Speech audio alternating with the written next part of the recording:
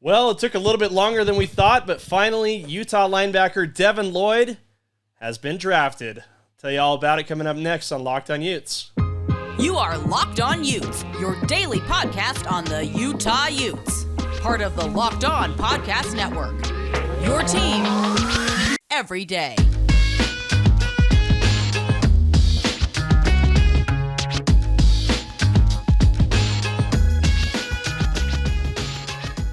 Hey everybody, thanks for tuning in to Locked on Utes here. Another late bedtime edition on Thursday, April 28th. If you've been paying attention to the podcast at all the last few days, last week or so, you know tonight was the big night. I'm not talking about Game 6 for the Jazz. Who cares about that, right? You can get all your stuff on everything Jazz from my good friend David Locke on Locked on Jazz. This is Locked on Utes, your first listen every day. We appreciate that so much. Today's episode is brought to you by BetOnline. BetOnline has more odds and lines than ever before. BetOnline, where the game starts. Tonight was the big night, obviously, for the NFL draft, where NFL prospects find out where they'll begin their professional careers. And the story of the night, the thing we were all anticipating, where former Utah linebacker, All-American, all-around good guy, Devin Lloyd would end up. As I mentioned in the opening, it took a little bit longer than I think we were expecting. But finally, with the 27th pick of the first round, Devin Lloyd was selected by the Jacksonville Jaguars. So really kind of a fun night. It was great to see Devin Lloyd's reaction. That was pretty funny when he got drafted. He was wearing a pretty fashionable burgundy suit. Black undershirt, some nice chain action going on. Obviously he was thrilled to be enjoying that moment when he grabbed the hat and looked into the mirror, put on that Jacksonville Jaguars hat for the first time. Just had an incredibly big smile, with his sunglasses on as well. Was looking very, very cool. Very, very, I'm going to hit a Las Vegas nightclub kind of cool. Obviously he gets on stage, walks up onto the stage there in Las Vegas and gives Commissioner Roger Goodell an enormous embrace, picks him off the ground. That image might be the image of the night. It kind of reminded me of when Garrett Bowles got drafted and he brought his little kid up and wrapped him in the Broncos jersey and held him up for everybody to see. Just how that image kind of became the best picture of the night. And in the same way, I think Devin Lloyd holding Roger Goodell, not unlike how Garrett Bowles held his child, that'll be the image to take home and remember from tonight. So really fun. It was kind of an interesting night watching it all go down. I think a lot of people, including myself, thought Devin Lloyd would go a lot earlier in the draft. Well, not a lot, but a few picks earlier. According to my research, my best understanding of what I was going through, what I saw, the clues, the hints, all that kind of stuff. I really thought there was a chance he was going to go at 21 to the New England Patriots. I mentioned that on my last podcast, and I was immediately vindicated, I guess you could say, by the media out there in Boston. I think a lot of folks out there saw what the majority of draft pundits were saying, that he would be a great fit for the Patriots. So they even put Devin Lloyd on the front page of the sports section of the Boston Globe today. I think a lot of people were expecting Devin Lloyd to be putting on a Patriots hat tonight. But then a bunch of trades happened. I believe at least 9 happened by the time I'm recording this just as the first round is wrapping up. I believe it was the largest number of trades in the first round since the NFL draft moved to a 3-day format in 2010. New England traded out of 21, moved back to 29. That made the selection at 22 by the Green Bay Packers seem like a definite possibility.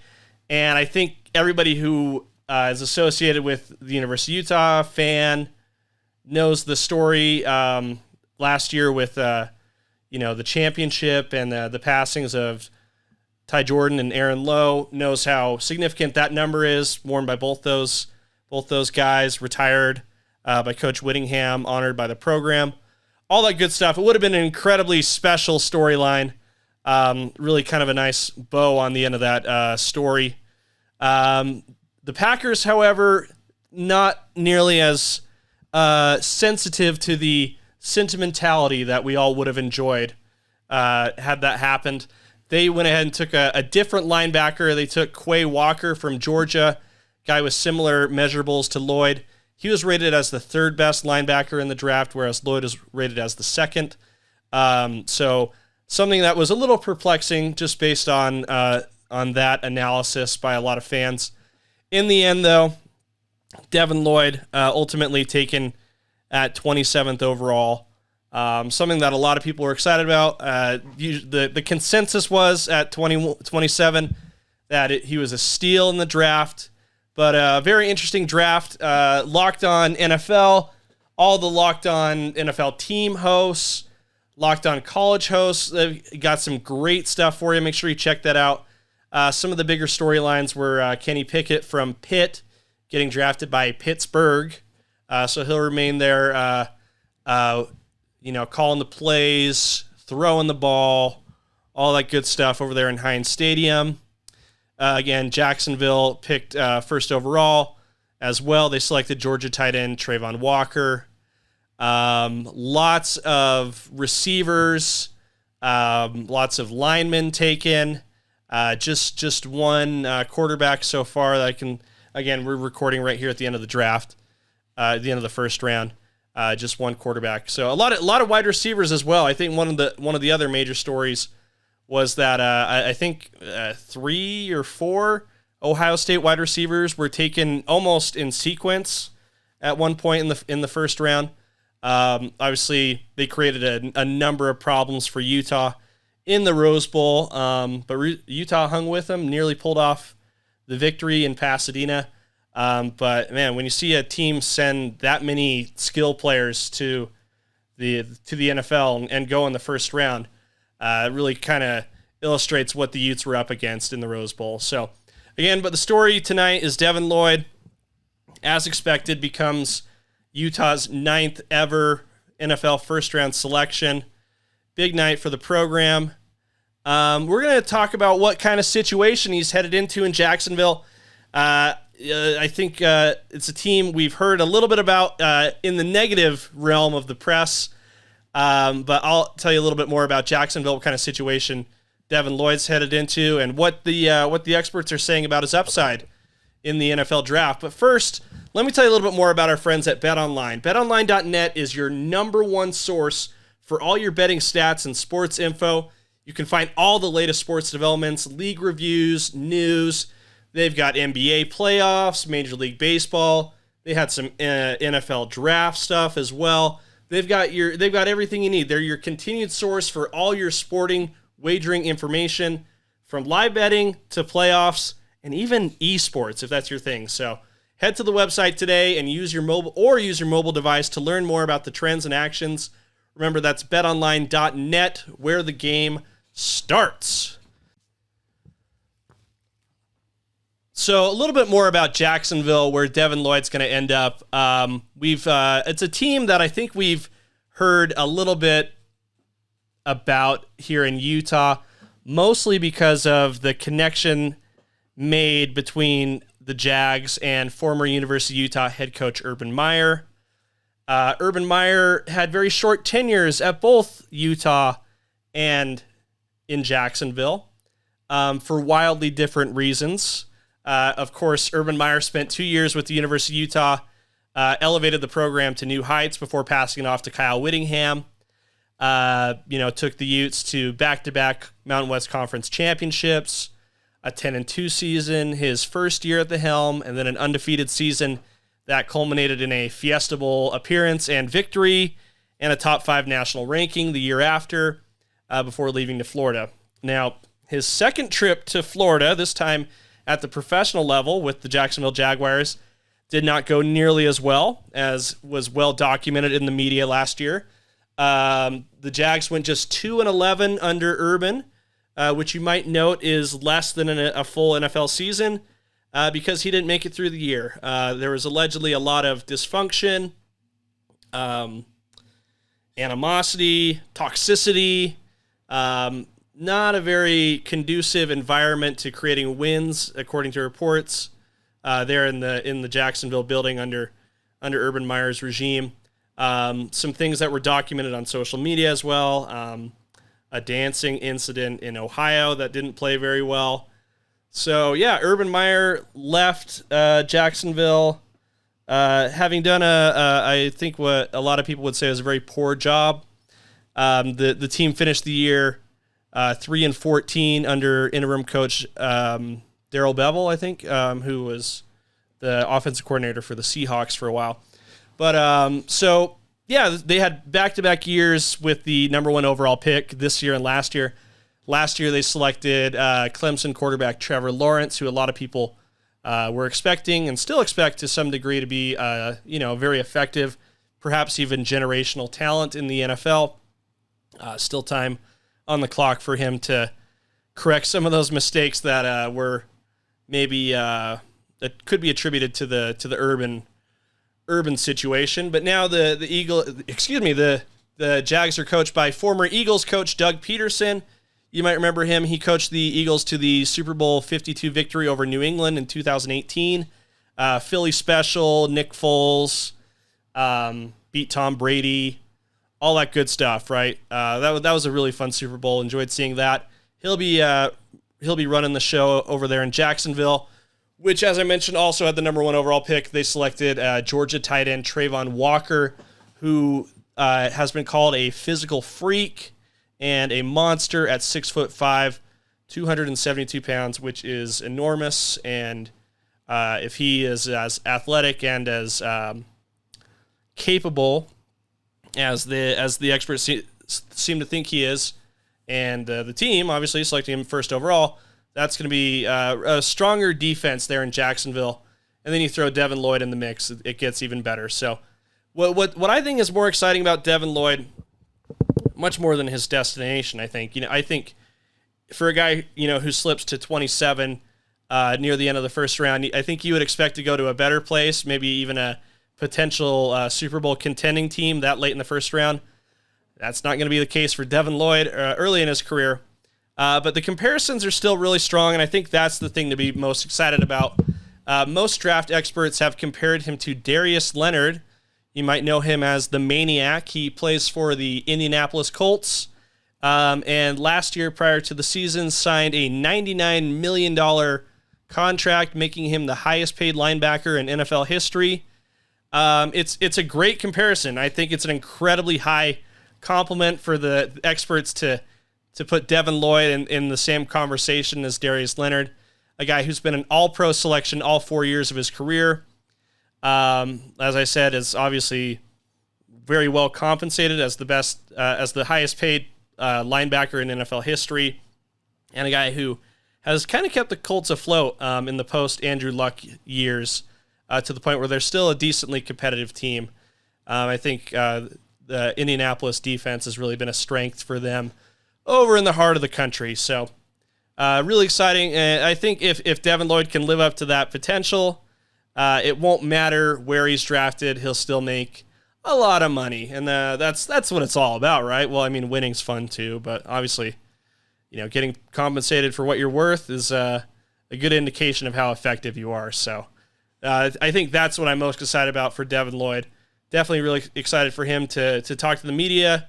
I'm sure he'll have a lot of great things to say. That's probably what we'll cover tomorrow. I'm sure he'll be introduced to the Jacksonville media in the morning, I would expect, and that's what we'll cover tomorrow. So that made it fun to see his reaction, to see his parents, to see everybody so excited for him at the NFL draft. Is certainly a little bit more, I guess, a different level of impatience and stress than tonight's Jazz game. Right now I'm looking, Jazz are trailing late in the fourth quarter, so we'll see how that goes. But anyway, transfer season continues for the University of Utah. We knew this week would be big on transfers. The Utes lost 4 more players into the portal today. I'll tell you all about that coming up next. So, for those of you watching on video, this is where I do an ad break. So for those of you, as we've talked about a little bit this week, it's transfer portal season. This is something Kyle Whittingham told us he was expecting to see a lot of action in after the spring game last Saturday. The deadline to play immediately for transferring players comes into play on May 1st, so this is obviously going to be a very busy season between these players seeing where they fall in the pecking order after spring ball to making decisions about their future, where they can get more playing time, where they can get a better situation for whatever reason. This is something that we knew would happen. Already been a couple guys who have entered their names into the transfer portal. 4 more Utes entered the portal today. They lost Maris Talavu, and if my pronunciation sucks, which I've heard from some of you that it does, forgive me. Carson Tabernacci, from a linebacker, freshman. He'll leave the program without playing a single down for the Utes. Kamui Latu, safety, he's been on the field for the Utes, but he's also moving on. And Braden Whistler, running back, will also look for greener pastures via the transfer portal. As I've said earlier in the week, transfer portal is not necessarily a bad thing. Doesn't indicate a problem with the program.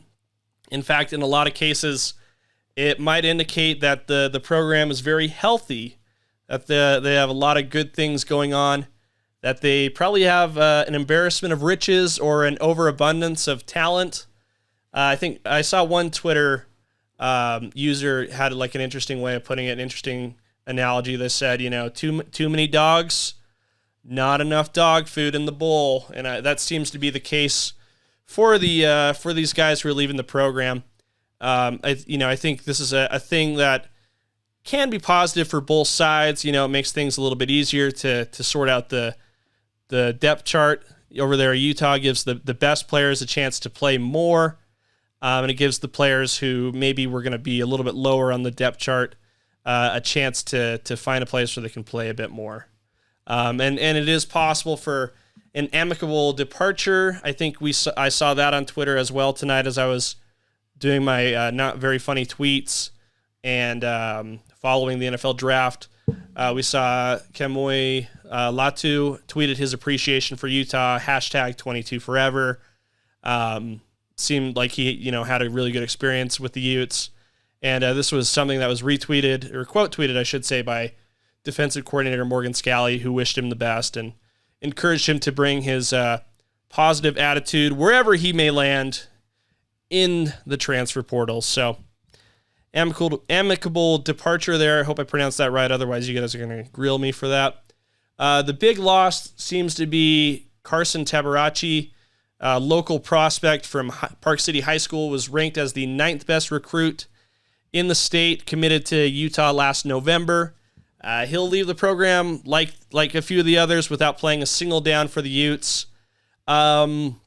which to me indicates I think there's a little bit of an area of concern there.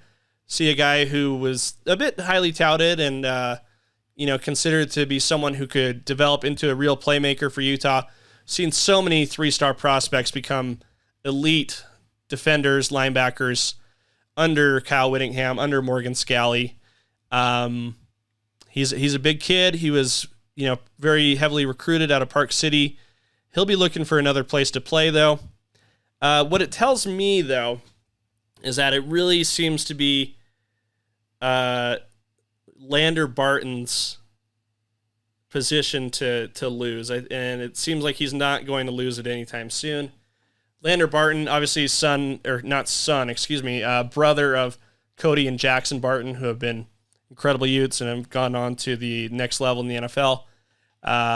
He comes in as an 18-year-old freshman and has pretty much dominated the discussion at linebacker for Utah. And it seems to be the case where you see a guy like Tabernacci, look elsewhere to play. It seems like he wasn't going to find a lot of field with Lander Barton in the same room as him. So that's what I'm told. That's the feeling I get there. So yeah, a few more guys enter the transfer portal for Utah. Still a few days remain before the May 1st deadline. I'm sure we might see a few more. We might see some incoming guys as well with some of these scholarships opening up. So Anyway, thanks for listening. It's been an exciting day. We've led up to it for a while now. It's come to fruition. Devin Lloyd is headed to Florida to be a member of the Jacksonville Jaguars. Appreciate all your patronage, your listening. You guys on YouTube have been incredible. Appreciate the huge bump in subscribers. Let's keep it going. Now, let's. I'm sure you want to, wrap everything up on the NFL draft. Go ahead and make Locked On NFL Draft your second listen. The guys over there in Dallas in our studios have been doing a great job. Ryan Tracy and former NFL cornerback Eric Crocker bring the NFL Draft to life every day with insight analysis. They've been going for hours now on a live show on YouTube. I believe they've turned it off now, but you should still check it out. It's free and available wherever you get podcasts as well.